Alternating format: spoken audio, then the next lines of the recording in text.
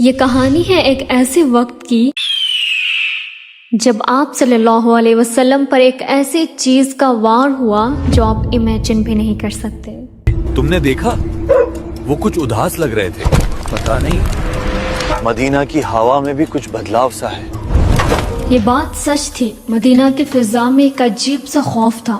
کھلے میدان میں تو کوئی اسلام کو ہرا نہیں سکا، مگر اب دشمن نے ایک ایسا حملہ کیا جو نظر نہیں آتا تھا۔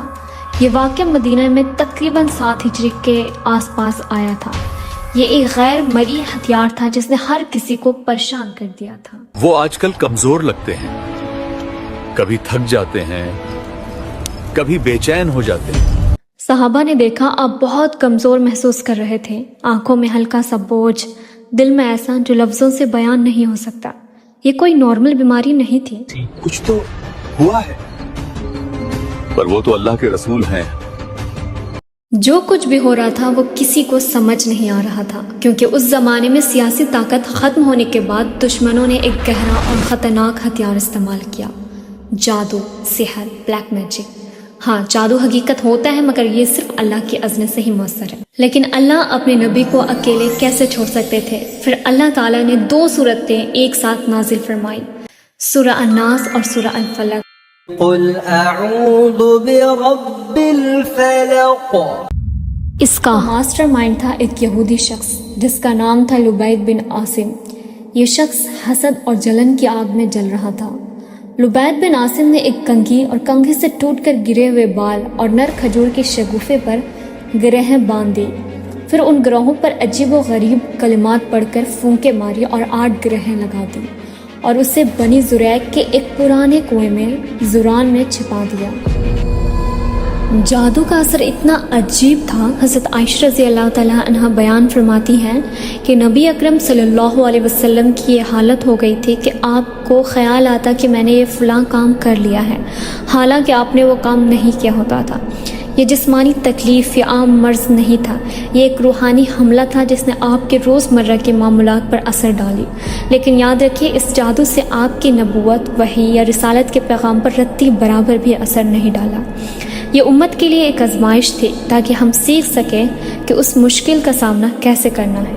اس شدید آزمائش کے عالم میں نبی صلی اللہ علیہ وسلم نے صرف ایک ہی راستہ اپنایا، اللہ سے دعا کی، مسلسل دعا کی۔ آپ نے اتنا دعا کی کہ حدیث میں آتا ہے کہ آپ نے دعا کی، پھر دعا کی، پھر دعا کی، آخر کار اللہ تعالیٰ نے آپ کی دعا قبول فرمائی۔ آپ نے حضرت عائشہ کو بتایا کہ میرے پاس 2 فرشتے، ایک سر کی طرف بیٹھا اور دوسرا پاؤں کی طرف۔ انہوں نے بتایا کہ آپ پر لبید بن عاصم نے جادو کیا ہے اور اس کا مواد زوران نامی کنویں میں چھپا ہوا ہے۔ نبی صلی اللہ علیہ وسلم اور کچھ صحابہ فوراً اس کنویں پر گئے جس کا پانی مہندی کے عرق جیسا تھا اور کھجور کے درخت شیطانوں کے سروں جیسے۔ جیسا ہی نبی صلی اللہ علیہ وسلم کے حکم پر وہ گٹھا یعنی جس میں بال اور کنگھی تھی کنویں سے نکالا گیا، اس پر ایک عجیب سی چیز نظر آئی، کچھ عجیب سی گرہیں یعنی گانٹھیں جن پر لبید بن عاصم نے پھونکے ماری تھی۔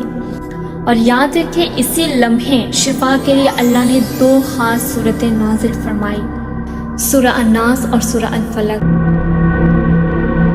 نبی صلی اللہ علیہ وسلم کو حکم ملا ان صورتوں کو پڑھیں۔ آپ نے وہ صورت پڑھنا اسٹارٹ کیا۔ جو ہی آپ سورۃ فلق اور سورہ ناس کی ایک ایک آیت پڑھتے گئے، ایک ایک گانٹھ یا گرہ کھلتی گئی۔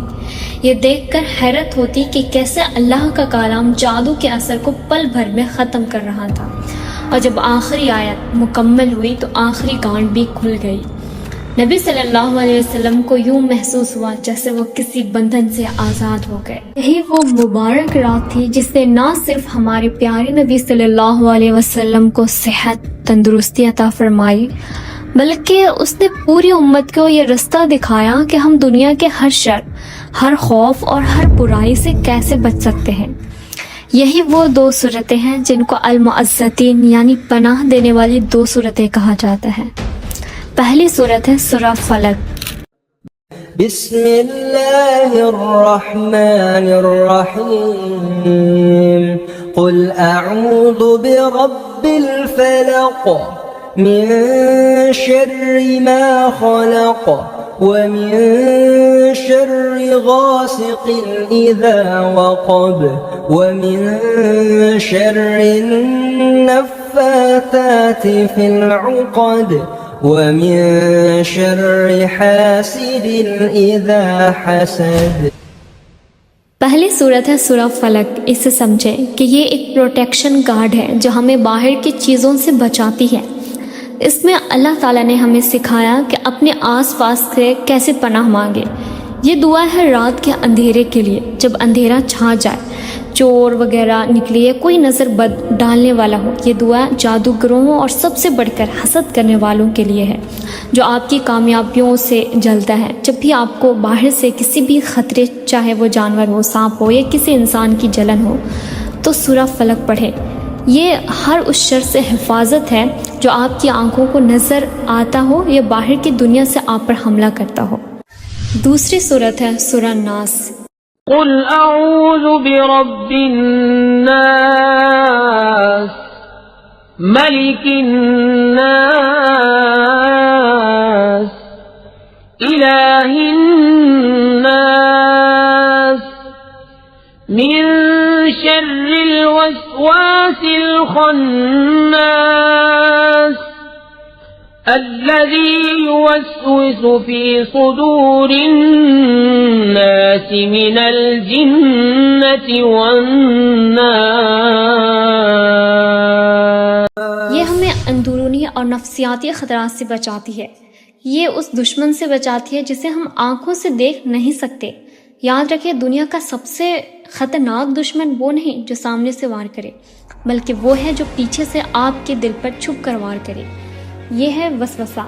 یہ وہ خیالات ہوتے ہیں جو آپ کے دل میں آتے ہیں اور آپ کو برائی کی طرف لے جاتے ہیں. یہ شیطان بھی ڈالتا ہے اور برے انسان بھی.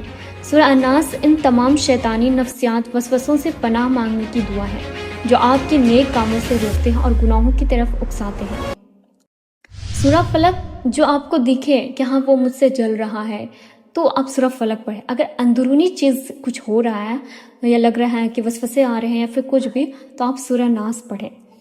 آخری اور سب سے اہم سبق یہ ہے کہ آج کا سب سے بڑا فتنہ حسد یعنی جلن ہے. جب ہمیں لگے کہ ہمارا کام نہیں بن رہا ہے، ہماری گاڑی رک گئی ہے، تو یہ مت سوچیں کہ کسی نے جادو کیا ہے، بلکہ اپنے ایمان کو مضبوط کریں.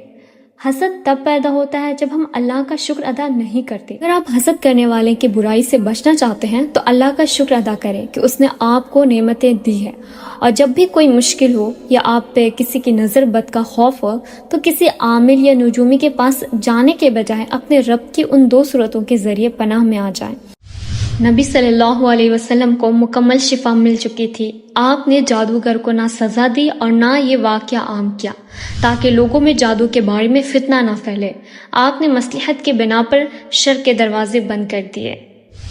اپنے بچوں کو، اپنے گھر والوں کو یا پھر گھر کو ہی اور خود کو ان صورتوں کے ذریعے محفوظ کرے.